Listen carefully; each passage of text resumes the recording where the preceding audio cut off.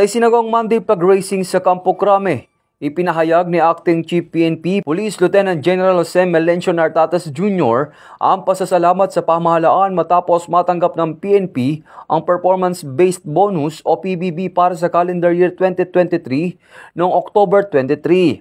Ayon kay Police Lieutenant General Nartates, ang naturang benepisyo ay bunga ng pagsisikap, disiplina at tapat na paglilingkod ng bawat kasapi ng PNP. Pinasalamatan din niya si Pangulong Ferdinand Romualdez Marcos Jr. sa pagkilala sa dedikasyon ng kapulisan.